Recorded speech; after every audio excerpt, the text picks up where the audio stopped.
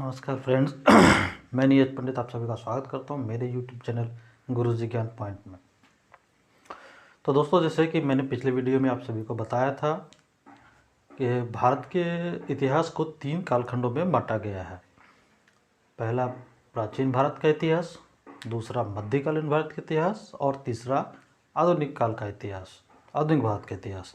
तो उसी क्रम में चलते हुए आज मैं आपको प्राचीन भारत के इतिहास के अंतर्गत प्रागैतिहासिक काल के बारे में जानकारी देना चाहता हूँ। दोस्तों, आप सभी बहुत लोग जो एसएससी, बीपीएससी, पीसीएस इस सभी का या कोई भी कंपटीशन का तैयारी कर रहे होंगे, उन लोगों के लिए बहुत ही उपयोगी वीडियो साबित होने वाली है ये। तो बिना देरी किए चलिए शुरू करते हैं हम आज का टॉपिक। तो प्राचीन काल के अंतर्गत हम लोग शुरू पढ़ रहे हैं आज प्रागैतिहासिक काल। प्राचीन भारत का इतिहास को स्रोतों के आधार पर 3 कालखंडों में बांटा गया है। पहला प्रागैतिहासिक काल, दूसरा आद्य ऐतिहासिक काल और तीसरा ऐतिहासिक काल। तो मुख्य रूप से आज हम प्रागैतिहासिक काल के बारे में जिक्र करेंगे। यहाँ दोस्तों, प्रागैतिहासिक काल के बारे में आज हम जिक्र करेंगे। तो भारत में प्रागैतिहासिक काल के शोधों के लिए रॉबर्ट ब्रूसफुट नामक पुरातत्ववेत्ता को जाना जाता है। किन्हें जाना जाता है? Robert Bruce Foote. और वहीं हम देखें तो भारतीय पुरातत्व के जनक अलेक्जेंडर कनिंघम को माना जाता है। दोस्तों, ये बहुत ही इंपॉर्टेंट क्वेश्चन है कि भारतीय पुरातत्व के जनक किन्हें कहा जाता है? तो अलेक्जेंडर कनिंघम को कहा जाता है। बहुत सारे क्वेश्चन बहुत बार पूछे गए हैं, तो आप इन्हें नोट कर लेंगे। Alexander Cunningham. फिर आते हैं हम अब मुख्य मुद्दे पे। प्रागैतिहासिक काल किसे कहा जाता है? आखिर इसमें अंतर क्या है? प्रागैतिहासिक काल, आद्य ऐतिहासिक काल और ऐतिहासिक काल में अंतर क्या है? प्रागैतिहासिक काल उसे कहा जाता है जिसमें कोई लिखित साक्ष्य उपलब्ध नहीं है। वजह, उस वक्त लिपियों का आविष्कार नहीं हुआ था या लिपियों की खोज नहीं हुई थी। सिर्फ पुरातात्विक स्रोतों के आधार पर ही हम इसे जानते हैं। जी हाँ, पुरातात्विक स्रोतों के आधार पर। दूसरा आ जाइए आद्य ऐतिहासिक काल, प्रोटो हिस्टोरिक एज। यहाँ प्रोटो हिस्टोरिक एज कहा जाता है इसे। इसमें लिखित साक्ष्य तो उपलब्ध हैं मगर उसे अभी तक पढ़ा नहीं जा सका है, क्योंकि वो बहुत ही पेचीदा इस तरह की लिपि उस तो होती होगी जो अभी तक किसी वैज्ञानिकों ने इसे डिकोड नहीं कर सके हैं, बट लिखित साक्ष्य उसके उपलब्ध हैं। दूसरा, पुरातात्विक स्रोतों के आधार पर भी बहुत सारे पुरातात्विक स्रोत हैं उस वक्त के जो मिले हैं, उसके आधार पर हमसे आद्य ऐतिहासिक काल कहा जा सकता है। तो इसका उदाहरण के रूप में हम देखा जाए तो हड़प्पा सभ्यता, जी हाँ, सिंधु घाटी सभ्यता हम आद्य ऐतिहासिक कालीन सभ्यता के रूप में जानते हैं। तीसरा आ जाइए ऐतिहासिक काल। इसका लिखित साक्ष्य भी उपलब्ध है और पुरातात्विक स्रोत भी उपलब्ध है। तो कहने का मतलब है कि इसमें जो था आपका आद्य ऐतिहासिक काल में इसमें पढ़ा नहीं गया था, लेकिन ऐतिहासिक काल में लिखित साक्ष्यों को सफलतापूर्वक पढ़ा गया है। इसमें पुरातात्विक स्रोत भी मिले हैं इसके। तो वैदिक काल और उसके बाद के जो भी काल हैं वो सारे ऐतिहासिक काल के अंतर्गत आते हैं, क्योंकि सारे के लिखित प्रमाण उपलब्ध होते हैं। अब चलते हैं हम आगे। मुख्य रूप से आज हम प्रागैतिहासिक काल के बारे में पढ़ें। प्रागैतिहासिक काल को भी 3 भागों में बांटा गया है: पाषाण काल, कांस्य युग और लौह युग। मतलब इस कैसे बांटते हैं? कोई भी है, पाषाण काल हो गया या लौह युग हो गया या कांस्य युग हो गया, कैसे बांटते हैं? तो उस समय जो भी औजार यूज किए जाते थे उसके आधार पर हमें इन्हें बांटते हैं। जैसे पाषाण काल, नाम से ही स्पष्ट है, पाषाण का अर्थ होता है पत्थर। जी हाँ, पाषाण का अर्थ होता है पत्थर। तो पाषाण काल हम उसमें प्रयुक्त औजारों, हथियारों निवास स्थान, और निवास स्थान के आधार पर हम लोग इसे जानते हैं, जो सारे कुछ पत्थरों के होते थे। जैसे आग जलाना, आग भी कैसे जलाते थे? पत्थरों से जलाते थे। तो सारा काम पत्थरों से होता था, इसीलिए उस काल को पाषाण काल कहा जाता है। उसी प्रकार कांस्य युग को कहते हैं, कांस्य जो युग होता है, ब्रॉन्ज एज जिसे कहा जाता है, इसमें कांसे के हथियार औजार जो भी है कांसे के प्रयोग होते थे। कांसा एक तांबा और टीन का मिश्र धातु होता था, जिसको मिलाकर कांसा बनाया जाता था, और सारे हथियार और औजार जो भी होते थे इसी से बनाए जाते थे। उसी प्रकार लौह युग में इन हथियारों औजारों का प्रयोग के लिए लोहे का प्रयोग किया जाने लगा। जी हाँ, लोहे का प्रयोग किए जाने लगा, इसीलिए इसे हम लौह युग या आयरन एज या आयरन एरा कहा जाता है, हम लोग कहते हैं इसे। अब आ जाइए पाषाण काल जो है, इसका मुख्य रूप से आज हम पाषाण काल के बारे में बात करेंगे। पाषाण काल, पाषाण काल अर्थात पत्थरों का काल। पत्थर से जो भी हर चीज़ पत्थर का, रहने के लिए पत्थर, हथियार पत्थर, जो भी हो सब कुछ पत्थरों का। तो पाषाण काल को भी इतिहासकारों ने 3 कालखंडों में बांटा है: पुरा पाषाण काल, मध्य पाषाण काल, नव पाषाण काल। जी हाँ, पुरा पाषाण काल पैलियोलिथिक एरा, मध्य पाषाण काल मेसोलिथिक एरा, और नव पाषाण काल नियोलिथिक एरा। जी हाँ, अब पुरा पाषाण काल को हम एक बार देख लेते हैं, एक एक वन बाय वन हम लोग इसे चर्चा करेंगे। पुरा पाषाण काल, पैलियोलिथिक एज, पैलियोलिथिक एरा, इसका कालखंड जो हम लोग है 25 लाख बीसी से 10,000 बीसी के बीच माना जाता है। कितना से? 25 लाख बीसी से 10,000 बीसी। आप लोग पॉइंट आउट कर सकते हैं, नोट डाउन कर सकते हैं। तो इसमें हम देखते हैं कि कहाँ कैसे करते थे ये लोग, वहाँ के जो मानव थे उस वक्त के, औजारों का क्या प्रयोग करते थे या किस तरह के औजारों का प्रयोग करते थे।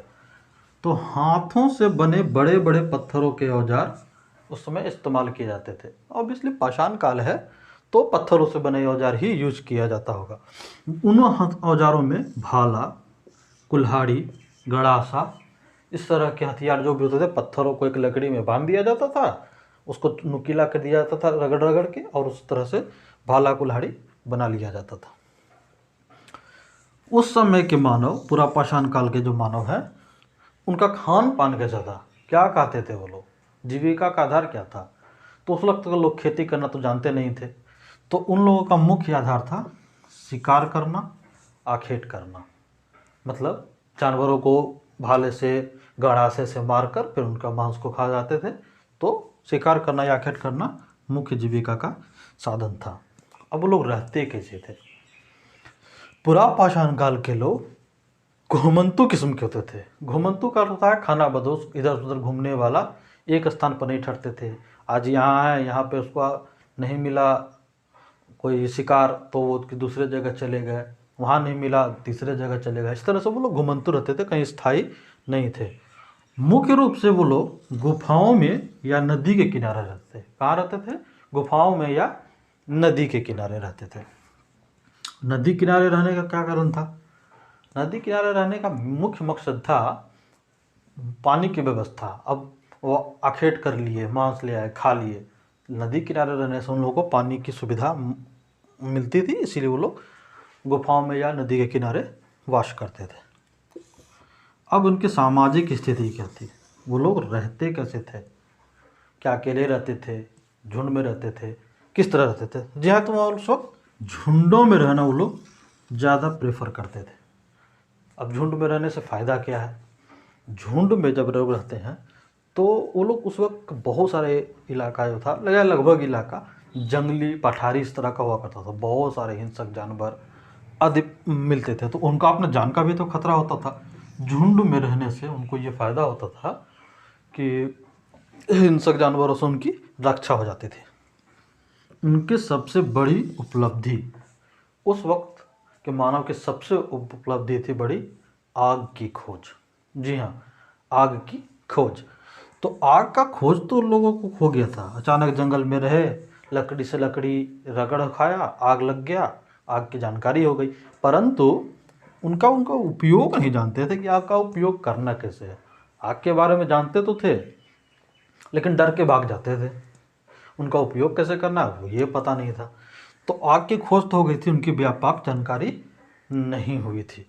तो पूरा पाषाण काल को में क्यों इतना हम लोग इस तरह से डिफाइन करते हैं। अभी क्या है, पुरान पाषाण काल को भी इतिहासकारों ने 3 भागों में बांटा है। अब देखते हैं कि पूरा पाषाण काल का ये 3 भाग कौन कौन से हैं। तो दोस्तों अब देखते हैं पूरा पाषाण काल जो समाप्त होने के बाद अब हमें ये पढ़ना है मध्य पाषाण काल और नव पाषाण काल।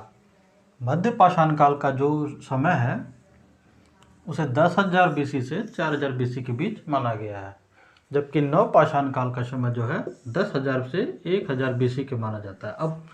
अब बहुत लोगों को कन्फ्यूजन ये होगा कि ये 10,000 से 4,000 बीसी और नव पाषाण काल 10,000 से 1,000 बीसी, लेकिन उसमें होता क्या है कि ये दो जो काल हैं कई जगहों पर एक साथ साथ चल रहे थे। किसी जगह पे लोगों को जानकारी हो चुकी थी, किसी जगह पे जानकारी नहीं हुई थी। हाँ, तो इस तरह से बहुत सारे जगह पे लोग कृषि की जानकारी हो गई थी, लेकिन बहुत सारे जगह पे कृषि की जानकारी नहीं हुई थी।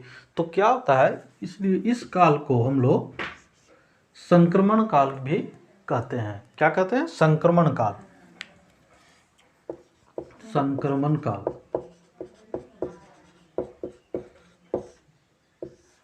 जी हाँ, इस काल को हम लोग संक्रमण काल भी कहते हैं।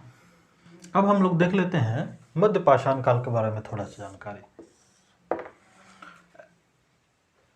मध्य पाषाण काल में औजार किस तरह का औजार को प्रयोग किया जाता था। तो मध्य पाषाण काल में छोटे माइक्रोलिथ पत्थरों का प्रयोग किया जाता था। क्या? छोटे छोटे जो माइक्रोलिथ पत्थर होते थे उसका प्रयोग किया जाता था, जिसमें तीर कमान का यूज करना। तीर कमान जानते हैं, छोटा छोटा जो होता है आगे में लगा हुआ रहता है, उसको बांस में फंसा के लकड़ी में बांध के उस तरह से यूज किया जाता था। छोटे छोटे माइक्रोलिथ पत्थर होते थे, उसका प्रयोग किया जाता था औजारों के रूप में। अब देखे थे मध्य पाषाण कालीन लोगों का खान पान किस प्रकार का था। वो लोग आखेट करते थे, शिकार भी करते थे जैसे पहले किया जाता था, लेकिन मुख्य रूप से वो लोगों ने जुड़ा मत्स्य आखेट, मतलब मछली पकड़ना वो लोगों ने सीख लिया था। इसलिए एक बड़ा उपलब्धि के रूप में उन लोगों को जाना जाता है। ये लोग जो थे खाद्य संग्राहक थे, मतलब खाने को भी जमा करके रखते थे। जब बुरा वक्त आ जाए, किसी तरह नहीं मिले खाना, आखेट नहीं मिले, शिकार नहीं मिले, तो क्या करें, तो लोग खाद्य संग्राहक के रूप में जानते थे, खाद्य का संग्रहण करते थे। उस वक्त कुछ लोगों को पशुपालन की जानकारी हो चुकी थी। जी हाँ, पशुपालन की जानकारी हो चुकी थी। और सबसे पहला पालने वाला प्राणी जो था वो था कुत्ता। सबसे पहले लोगों ने पालतू कैसे बनाया? कुत्ता। ये बहुत इम्पोर्टेंट क्वेश्चन है, बहुत सारे एग्जाम्स में पूछे जाते हैं कि पहला जो मनुष्यों ने पहला किस जानवर को पालतू बनाया था, तो वो था कुत्ता। जी हाँ, और ये मध्य पाषाण काल में ही हुआ था। उसके बाद देखा जाए आखिर लेकिन एक चीज़ और बता दूं कि कुत्तों को ही क्यों पहले बनाया गया और किसी को नहीं, क्योंकि कुत्ता जो है वो हिंसक जानवरों से इसकी रक्षा कर सकते थे, बहुत भरोसेमंद होते थे। इसलिए आज भी देखे थे कि सबसे ज़्यादा भरोसेमंद वफादार कुत्तों को ही माना जाता है। तो हिंसक जानवरों से रक्षा कर सके और शिकार में भी सहायता करते थे।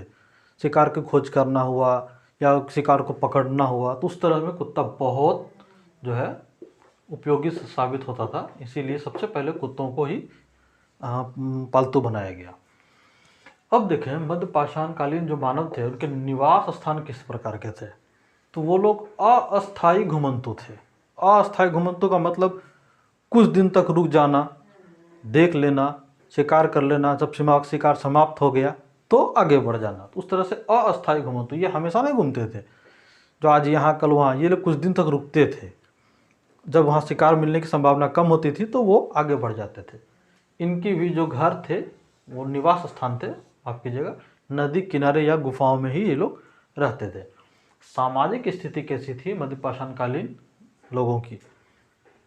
ये लोगों ने कबीले बनाकर रहना सीख लिया था। अब ऐसा नहीं है कि एक एक जगह झुंड में रह गए, से नहीं, ये लोगों ने कबीला बना लिया, छोटे छोटे कबीले बहुत सारे बन गए, तो वो लोग कबीले में रहना शुरू किया और भोजन को बांट कर खाना शुरू किया। ये नहीं कि जो मिला आपने खा लिए, वो नहीं, भोजन को बांट कर खाना ये लोगों ने सीख लिया था। तो अब कबीले बन गए तो झगड़े तो होंगे ही। तो कहा जाता है कि मध्य पाषाण काल में ही युद्ध कला की शुरुआत हुई। जी हाँ, युद्ध कला की शुरुआत कब हुई?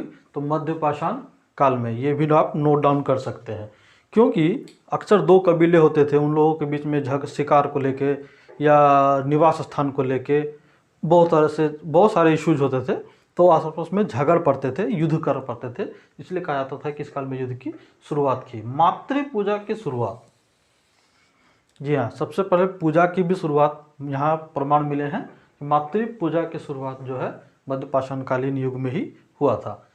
अब इसमें देखा जाए तो पशुपालन का प्रमाण कहाँ मिला है? तो पशुपालन का प्रमाण बागोर, राजस्थान में एक जगह है बागोर, जी हाँ, वहाँ से पशुपालन के प्रमाण प्राप्त हुए हैं। अब देखा जाए तो आदमगढ़ उत्तर प्रदेश, जी हाँ, एक जगह और है आदमगढ़ उत्तर प्रदेश से भी पशुपालन के प्रमाण प्राप्त होते हैं।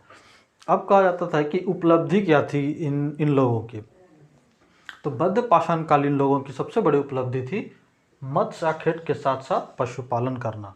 जी हाँ, ये बहुत बड़ी क्रांतिकारी मतलब बदलाव था, शुरुआत था, आविष्कार था पशुपालन करना, जो मानव को मतलब आगे बढ़ने में काफ़ी सहायक सिद्ध हुआ। अब चलते हैं हम लोग नवपाषाण काल के बारे में, जरा से एक बार देख लेते हैं नवपाषाण काल के बारे में। इसमें औजार जो होते थे पत्थरों के साथ साथ प्राकृतिक औजार भी यूज किए जाते थे। जी हाँ, प्राकृतिक औजार क्या होता है? जैसे लकड़ियों के बने हुए या पत्थरों के बने हुए जो ऑलरेडी पहले से ही वो नुकीले हैं, चौड़े हैं, धारदार हैं, तो उस तरह के प्राकृतिक पत्थरों का भी यूज किया जाना उस वक्त किया जाने लगा था, पत्थरों का। कृषि करने का भी लोग ने सीख लिया था। जी हाँ, कृषि करने का भी लोग नवपाषाण काल में ही शुरुआत हुई। लोग कृषि भी करना सीख गए थे, लेकिन उनके जो हथियार होते थे या औजार होते थे वो भी पत्थरों के ही होते थे। कृषि के औजार भी होते थे, वो भी पत्थरों के ही होते थे। खान पान, अब नवपाषाण कालीन लोगों का खान पान किस प्रकार का था? कृषि, जी हाँ, कृषि सीख गए थे लोग, तो अब कुछ कुछ उगा के, कोई भी थोड़ा बहुत अनाज हो गया या कुछ भी उगा के ये लोग खाना शुरू कर दिए थे। तो कृषि भी वो लोगों ने, जीविका का मुख्य आधार कृषि बन गया था। साथ ही साथ शिकार तो करते ही थे और मत्स्याखेट भी ये लोग करते थे, पशुपालन भी करते थे, खाद्य संग्रहक भी थे, और उस वक्त मृदभांड का भी प्रयोग किया जाता था। जी हाँ, मृदभांड का प्रयोग, मृदभांड मतलब मिट्टी के बर्तन, मिट्टी का बर्तन का भी जो प्रयोग किया जाने लगा था नवपाषाण काल में। उसके बाद दिखाते हैं निवास स्थल।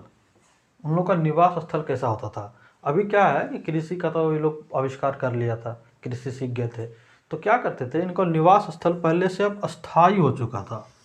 जी हाँ, अब ये घुमंतु नहीं थे, क्योंकि अब जहाँ उसके खेत होंगे, जहाँ वो फसल उगाएंगे, उसके आसपास ही रहना पड़ेगा, इसीलिए वो लोग अस्थायी निवासी हो गए थे। और उनका घर जो होता था कृषि भूमि के आसपास ही वो अपना निवास स्थल बनाते थे, कृषि भूमि के नज़दीक ही अपना निवास स्थल बनाते थे। सामाजिक स्थिति, वही कबीलों के रूप में ही भी इस वक्त भी लोग कबीले के रूप में ही अपना निवास करते थे। उपलब्धि, जी हाँ, बहुत बढ़िया, ये आपको नोट डाउन करने का बहुत इंपॉर्टेंट है। नवपाषाण काल में इनकी उपलब्धि थी पहिए का आविष्कार। पहिए का आविष्कार कब हुआ? नवपाषाण काल में हुआ था। तो ये बहुत बड़ी उपलब्धि थी, इनसे बहुत सहूलियत हो गई थी मानव को आने जाने में, परिवहन करने में, कृषि उपज को एक जगह से दूसरे जगह ले जाने में बहुत बढ़िया सुविधा हो गया था पहिए के आविष्कार से। तो ये कब हुआ था? ये हो गया था नवपाषाण काल में। तो दोस्तों, यहाँ से पाषाण काल समाप्त हो जाता है। अब हम थोड़ा सा देख लेते हैं कांस्य युग और लौह युग में। ये तो मैं बहुत ज़्यादा डिटेल से नहीं बताऊंगा, बस थोड़ा सा इसको एक नज़र, एक झलक डाल लेते हैं। तो दोस्तों अभी तक हमने देखा कि प्रागैतिहासिक काल के अंतर्गत पाषाण काल का हम लोगों ने चर्चा किया है। अब थोड़ा सा हम देख लेते हैं कांस्य युग और लौह युग के बारे में। बहुत ज़्यादा डिटेल से तो नहीं जाएंगे, क्योंकि परीक्षा के दृष्टि से भी देखा जाए तो अधिकतर जो प्रागैतिहासिक काल के अंतर्गत आते हैं उसमें पाषाण काल से बहुत ज़्यादा क्वेश्चन पूछे जाते हैं। तो लेकिन एक नज़र फिर भी हम इस पर डालेंगे। तो आइए देखते हैं हम कांस्य युग के बारे में, जिसे हम ब्रॉन्ज एज भी कहा जाता है। क्या कहा जाता है? Bronze age. ब्रॉन्ज मतलब कांसा। तो एक बार देख लेते हैं इसमें कि इस समय के लोग का औजार किस तरह का हुआ करता था। तो ब्रॉन्ज एज में कांसे का प्रयोग किया जाता था। जी हाँ, कांसे का, जिसे कांस्य कहा जाता है, इसीलिए इस काल को ब्रॉन्ज एज भी कहा जाता है। कांसा जो होता है, जो तांबे और टिन के का एक मिश्र धातु होता है। जी हाँ, तांबे और टिन को मिलाने से ही कांसा बनता है। तो इसमें हम देखेंगे कि लोगों का औजार जो था वो कांसे के बने होते थे, हथियार कांसे के बने होते थे, बर्तन कांसे के बने होते थे। कहीं कहीं जो थी हड़प्पा सभ्यता भी इसी कांस्य युग के अंतर्गत आती है। तो उसमें एक कांसे की जो थी नर्तकी की मूर्ति भी प्राप्त होती है। इसका ये प्रमाण है कि लोग उस वक्त को कांसे का प्रयोग शुरू कर दिए थे। इसके साथ साथ और चीज़ देखते हैं कि मिट्टी के साथ साथ कांसे के बर्तन का भी प्रयोग किया जाता था, कांसे की मूर्ति, जैसा कि मैंने अभी आपको बतलाया। शहरी सभ्यताओं का विकास हो चुका था। जी हाँ, शहरी सभ्यताओं का भी विकास हो चुका था। इसका प्रमाण मोहनजोदड़ो या सिंधु घाटी सभ्यता के अंतर्गत जो भी आते हैं, ये कांस्य युगीन सभ्यता इन्हें माना जाता है। इसमें क्योंकि आपको देखा जाता है कि अब सिंधु घाटी सभ्यता के बारे में पढ़ेंगे तो उसमें जो नर्तकी की जो मूर्ति मिली है वो कांसे की बनी हुई है। बहुत सारे जो औजार मिले हैं वो भी कांसे के मिले हैं। कृषि औजार हो गए या किसी अन्य कार्य में आने वाले बढ़ईगिरी के औजार हो गए, सब कांसे के मिले हैं। तो ये प्रमाणित होता है उससे कि उस वक्त सारी सभ्यताओं का विकास कांस्य युगीन सभ्यता में हो चुका था। अब देखते हैं लिपि का विकास। जी हाँ, लिपि का भी एक प्रकार का विकास हो चुका था उस वक्त, लेकिन ये मुख्य रूप से चित्रलिपि लिखा जाता था। जी हाँ, जिसका अनुवाद अभी तक किया नहीं जा सका है। हालांकि लिपि का आविष्कार हो चुका था उस वक्त। लोग उस वक्त जानते होंगे पढ़ना लिखना, लेकिन वो अपने तरीके से जो उसकी जो लिपि थी उसके अनुसार वो लोग जानते थे। इसके अलावा देखा जाए तो जीविका के साधनों में हस्तकला, पशुपालन, कृषि के साथ साथ व्यापार का भी प्रचलन हो चुका था। जी हाँ, हस्तकला के अंतर्गत बढ़ईगिरी हो गया या आपको रंगकारी हो गया, बर्तन बनाना हो गया, धातु कला हो गया। कांसा एक प्रकार का धातु है, तो धातु कला का ज्ञान हो चुका था। तो हस्तकला उसके अंतर्गत में इन लोग की जानकारी हो चुकी थी। पशुपालन तो वो पहले भी करते थे, कृषि का भी उसका आविष्कार कर चुके थे। साथ में उन लोग व्यापार करना सीख लिया था। जी हाँ, व्यापार करना सीख लिया था। व्यापार को आजीविका का मुख्य साधन बना लिया था। जैसे कि सिंधु घाटी सभ्यता में आप पढ़ेंगे कि लोग अनाज का बड़े बड़े अन्नागार बनाया करते थे, उसमें भंडारण करते थे ताकि उसका वो लोग व्यापार कर सकें। साथ साथ कपास का और बहुत सारी चीज़ों का जो है व्यापार शुरू कर चुके थे। तो व्यापार करना ये लोग सीख गए थे कांस्य युग में। अब थोड़ा सा देखते हैं लौह युग के बारे में। आते हैं लौह युग, जिसे हम लोग आयरन एज कहते हैं। लौह युग जो है उस वक्त के मानव का एक सबसे महत्वपूर्ण खोज था, एक बेजोड़ खोज था। इसने लोगों के जीवन में एक क्रांतिकारी परिवर्तन लेके आया। जी हाँ, क्रांतिकारी परिवर्तन। हर चीज़ में बढ़ोतरी होते गई, बेहतरी होते गई। औजार लोगों ने जो प्रयोग करना शुरू किया, कृषि औजार हो गया और हथियार हो गया, अन्य की जो बढ़ईगिरी या कोई भी कार्य करने के लिए जो औजार का प्रयोग होता था, उसमें लोहे का लोगों ने बहुतायत से प्रयोग करना शुरू कर दिया। कारण था कि लोहा अन्य धातुओं से काफ़ी मजबूत होता है, जल्दी टूटता नहीं है। इसीलिए व्यापक प्रयोग लोहे का शुरू हो चुका था लौह युग में। कृषि में वृद्धि। जी हाँ, जहाँ तक देखा जाता है कि अगर लोहे का प्रयोग किया जाए तो कृषि में आशातीत वृद्धि हुई, क्योंकि खेत जोतने में आसानी हो गया वो लोग को, और कृषि उपकरण बनाने में आसानी हो गया उन लोग को। तो कृषि में बहुत ज़्यादा आशातीत वृद्धि हो गई इसमें। अब चले भाषा और लिपि का प्रयोग साहित्य लेखन। जैसा कि हमने बताया कि हड़प्पा सभ्यता के बाद जो भी था सभ्यताएं, लौह युगीन सभ्यताएं, वैदिक काल हो गया, उसके बाद की सभ्यताएं सब लौह युगीन सभ्यता में से आ गए। तो उसमें क्या हो चुका था कि लिपि का लोगों को ज्ञान हो चुका था और भाषा का भी प्रयोग करने लगे थे। जैसे मैं आगे पढ़ाऊंगा आपको वैदिक काल में, तो उसके बारे में जो भी उत्तर वैदिक काल हो गया तो मैं इस सबका जिक्र करूंगा वहाँ पे। साहित्य लेखन का आविष्कार हो चुका था, बहुत सारे वैदिक कालीन साहित्य का ज्ञान हो चुका है, साहित्य लेखन भी शुरू हो चुका था। अब देखें हम जीविका के साधन, कृषि तो था ही, पशुपालन था ही, जहाँ से कि जानते हैं कि कांस्य युगीन सभ्यता में ही ये सब का हो चुका था, तो ये सब तो सब साथ में चलते ही थे। और व्यापार भी जो था वो काफ़ी बृहद पैमाने पर हो चुका था। लोहे के खोजों ने बहुत तरीका से लोगों का परिवर्तन किया, जिसके कारण ये सब जो है पहले की अपेक्षा बहुत ज़्यादा बढ़ गया था। तो इस तरह दोस्तों हम लोगों ने प्रागैतिहासिक काल के अंतर्गत पाषाण काल, कांस्य युग और लौह युग तीनों के बारे में हम लोगों ने जानकारी ली है। तो उम्मीद करता हूँ कि आपको वीडियो ये बहुत पसंद आई होगी, और अगर वीडियो पसंद आई है तो कृपया इसे लाइक कर दें, सब्सक्राइब कर दें और दोस्तों से शेयर करना ना भूलें। हाँ, सब्सक्राइब करने के समय बगल में बेल आइकन को अवश्य प्रेस कर दें ताकि मेरी हर वीडियो की नोटिफिकेशन आप तक समय से पहुँचती रहे और आप कोई वीडियो हमारे मिस न कर सकें। तो चलिए दोस्तों, मिलते हैं फिर अगले वीडियो में, तब तक के लिए बाय बाय।